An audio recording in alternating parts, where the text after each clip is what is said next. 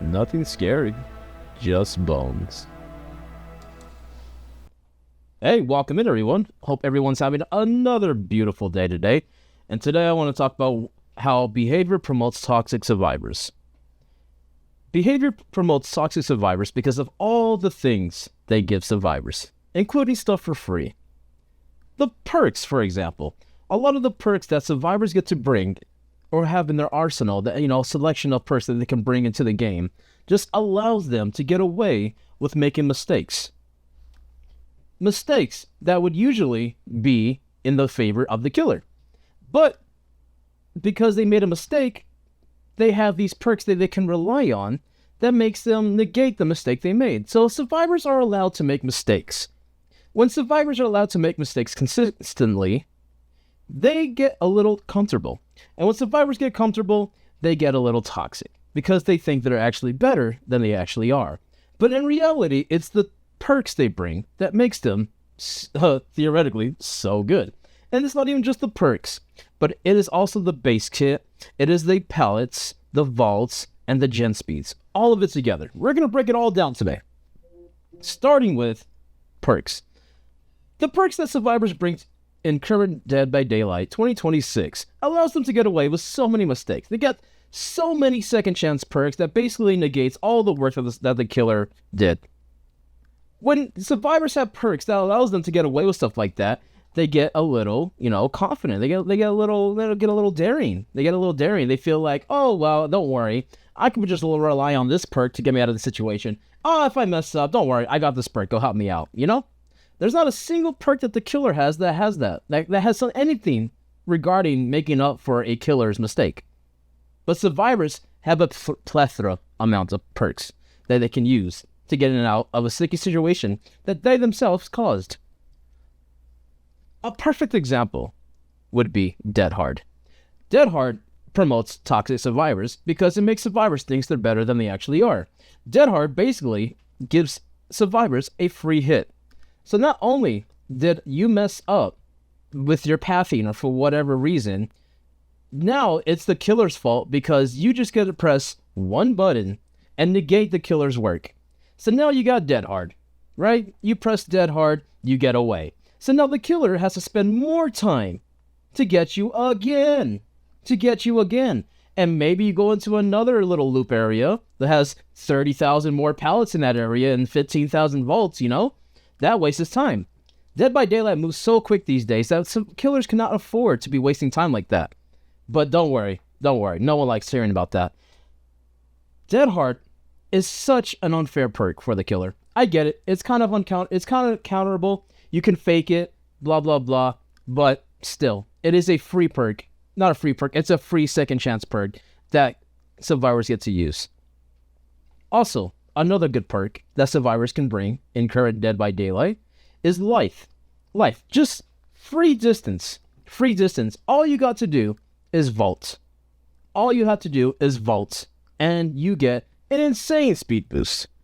You can dash across the map with life. And it doesn't promote skill. No, it just promotes where is the fastest vault at? Where is the closest vault? Oh, it's right there. Perfect. The killer's right behind me. I'm just going to vault real quick and bam. And I just dusted the killer. God forbid he's not a mobility killer. Because if he isn't, damn, that sucks. Should have brought a mobility killer. Oh, wait. Survivors don't like when you use mobility killers because they think they're low skill. Cool. Anywho, I am quite sassy today, okay? This is what happens when you are a killer main and you try to express yourself in Dead by Daylight. It turns you into this, or other versions of this. You just are absolutely over it. Another perk, Windows of Opportunity. Windows of Opportunity is basically playing Dead by Daylight on easy mode. Absolutely insane, Absolutely insane. It's just completely and then you can stack that with other perks and make it Windows Opportunity with Life and Dead Hard and just those three perks together. That sounds like absolute hell for the killer. You got Windows, perfect. I see the nearest vault, bam, Life. We're 5 moves ahead. It's all the same, really. It just it makes you think you're actually better than you actually are. And it promotes toxicity because once you get too comfortable with this game, you think you're actually better than you actually are, and you like to dog on the killer. I'm just going to teabag the killer for getting away. What perks you bring? I brought Windows Opportunity, Life, Dead Hard, and Sprint Burst. Why? Oh, okay. You know, you see how ridiculous that sounds? You're not actually that good at the game. You're being carried by the perks and base kits and all other things in this game. Sprint Burst, absolutely brain dead. Such a brain dead thing, I swear. I get so many comments about how there's a lot of brain dead killers in this game, such as Knight. Probably one of the most hated killers in the entire game, besides Ghoul, gets so much hate. And he's a B-tier killer at best. B-tier killer at best, who's not that hard to counter. But when I first got into the Dead by Daylight community, I was told that killer mains who play Knight are low skill, 2 brain cell, easy to use killer, and it's just absolutely crazy. And you know, I was still on the I wanted to like take Survivor's word for it at the time, you know? I wanted to be that cool killer with a personality. Now I don't care. But when I tried Knight for the first time, I was like, oh, he's not that bad. He's really not that bad. Okay, he's pretty easily to counter. It literally, like, it telegraphs everything. I don't want to get too into it with Knight. But the bottom of the point is that Survivor players will complain and say this and that for the killer. But ironically, it's actually for the Survivor. For example, when they say killers get stuff for free, we don't. Survivors do. When Survivors say that this killer requires no skill, blah, blah, blah, ironically, the perks that Survivors use require no skill, blah, blah, blah, and are actually uncounterable. It's absolutely insane. And the perks in this game make Survivors get too comfortable to the point where they think they're better than they actually are, and they become toxic, especially when they beat you because they brought certain perks. It's absolutely insane. As for base kit stuff that Survivors get is another reason why Survivors are toxic, because of the stuff they get for free. Like, for example, free endurance after every unhook. Free endurance after every unhook just promotes no skill for Survivors. It is absolutely insane.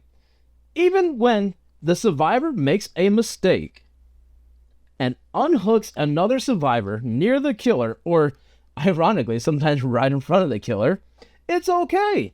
It's okay because they get a free endurance. They get a free endurance and it's a free hit. A free hit that they get. It's a perfect example on what Survivors get for free and killers get nothing. You know, it's absolutely insane to be able to just have a free hit whenever you get off hook. It is not fair for the killer. Why am I being punished for your bad play? And that is a common thing while playing killer that you'll realize is that a lot of the times you are being punished for playing good and Survivors are being rewarded for playing bad. It is absolutely crazy. It's the craziest thing ever. But then they'll do all these things and have all these free stuff and think they're better than you, and they'll teabag you, be super toxic and say, oh, L killer, blah, blah, blah, easy, blah, blah, blah.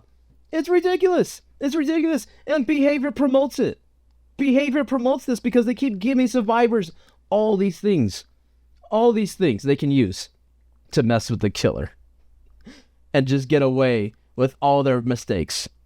So many second chance perks, free endurance off hook, and also a 90% recovery while down. That is absolutely insane. You know, it again punishes the killer.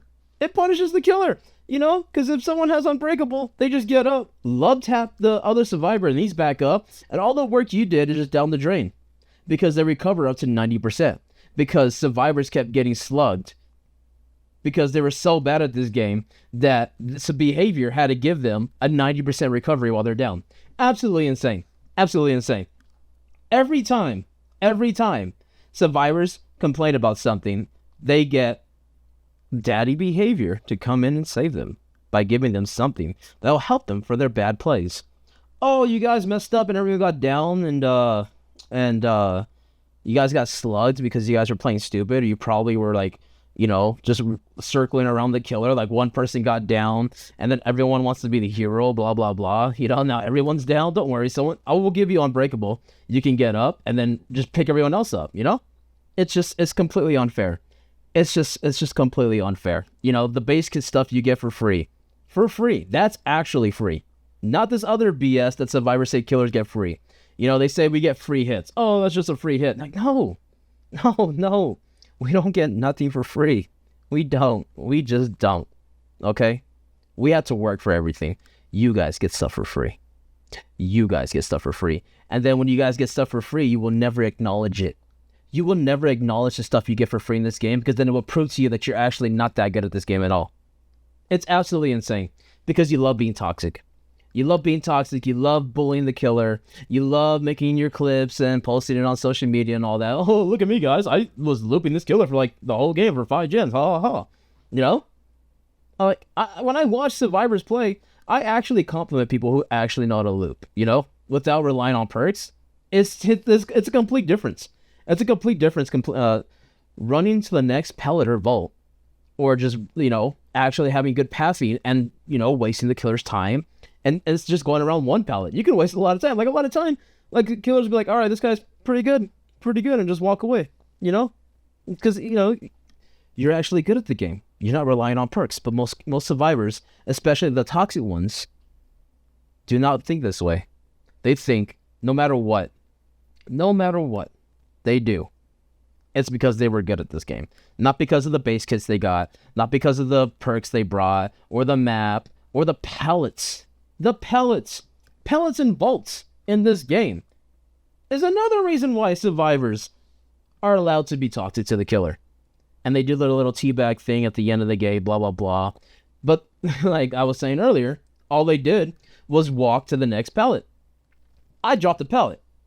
Oh, killer broke it? Cool. Let me walk 5 feet in any direction and just drop another pallet. It's a little exaggerating, right? It's exaggerating just a bit, but not much, okay? How many times have you killer mains been in an area where you can literally see 3 pallets in 2 vaults? Every time I see that, I'm like, it's absolutely ridiculous. That's absolutely ridiculous. And then when survivors loop you for a few minutes because of all that stuff, all these pallets, all these vaults, they think they're pretty good at this game, and they want to do the little teabag. Like the game wasn't helping them out by increasing the pallet density in this game. I don't know. Am I crazy? I don't know. That's just, that's just how it is. It's how it is. You have survivors thinking they're better than they actually are, but it's really just daddy behavior making the game easier for them every update. Like the new perk. I'm going to bring it up again. The new perk literally gives them more pallets. Literally. I drop pallet, pick it back up. And it literally counters another killer perk. But I'm going to save that for another video if I ever get into that. It's absolutely insane. Absolutely insane. And last but not least, the biggest offender of them all. Gen speeds. Gen speeds allow survivors to be toxic. Gen speeds allow survivors to be toxic in this game because they go by so quick. Matches over in 8 minutes. It don't matter. It don't matter. The match is going to be over in 8 minutes. It's okay. I'm going to teabag the killer and all blah, blah, blah.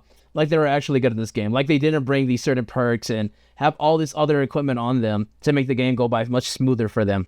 When gens pop in 1 minute and 30 seconds solo, that's just solo. It's absolutely insane. Absolutely insane. And because things go by so quick, survivors, yet again, think they're better than they actually are. Oh my god, get rolled, easy killer, blah, blah, blah. Blah, blah, blah. Blah, blah, blah.